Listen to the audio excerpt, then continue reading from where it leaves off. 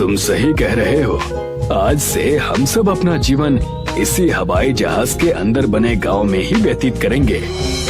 सारे गांव वाले उसी दिन से हवाई जहाज के अंदर स्थित जादुई गांव में अपना जीवन व्यतीत करने लगे। एक दिन सुधा उस गांव में टहल रही थी कि तभी उसकी नजर एक जेल पर पड़ी। सुधा चौंकते हुए मुखिया से कहती है, मुखिया जी, जादुई गांव में इस जेल का क्या काम है? अगर यहाँ पर जेल है सुधा, तो इसका कोई तो काम जरूर होगा। समय आने पर इसका भी पता चल जाएगा। इधर एक दिन जमींदार आर्यन से कहता है, समझ में नहीं आ रहा आर्यन कि वो सारे गांव वाले कहाँ चले गए। अरे फिर रहे होंगे कहीं, हमें इससे क्या। नहीं आर्यन, हमें उन पर नजर रखनी होगी।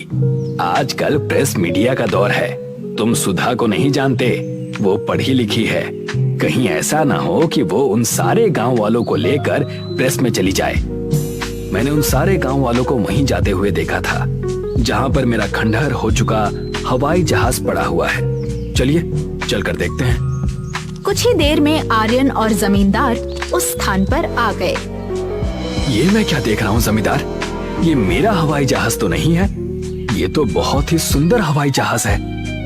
इसी बात ने तो मुझे भी आश्चर्य में डाल दिया है। चलो अंदर चलकर देखते हैं। जमींदार और आर्यन जैसे ही उस हवाई जहाज के अंदर गए तो सामने एक दृश्य देखकर उनकी आंखें आश्चर्य से फैल गईं। ये कैसे हो सकता है? इसके अंदर तो पूरा गांव मौजूद है। तभी वहाँ पर सुधा और मुखिया पहुँच गए। तुम दोनों यहाँ क्या कर रहे हो? मुखिया ने इतना कहा ही था कि तभी रंग बिरंगी किरणों के साथ वहाँ पर राजेश प्रकट हो गया। ये देखकर सुधा चौंकते हुए कहती है, राजेश, तुम तो मर चुके हो। हाँ सुधा, और मुझे मारने वाला कोई और नहीं बल्कि जमींदार और आर्यन ही हैं। जो ट्रक मुझे टक्कर मार कर गया था, वो ट्रक इन दोनों का ही था। इन दोनों ने मेरे और गांव वालों के साथ धोखा किया।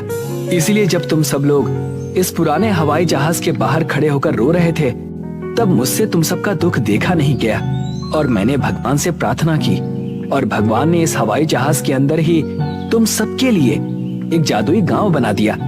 तुम जानती हो इस जादुई गांव में जेल किसके लिए थी? किसके लिए? इन दोनों के लिए। अब ये जीवन भर इसी जादुई गांव की जेल में रहेंगे, भूखे प्यासे, ताकि ये बाहर की दुनिया में किसी को भी मूर्ख ना बना पाएं। राजेश ने इतना कहा ही था कि तभी जमींदार और आर्यन ने स्वयं को जादुई गांव के अंदर बनी हुई जेल में पाया और राजेश रंग बिरंगी किरणों के साथ गायब हो गया। जमींदार और आर्यन ने फिर अपना सारा जीवन जादुई हवाई जहाज के अंदर मौजूद जेल में ही बिताया।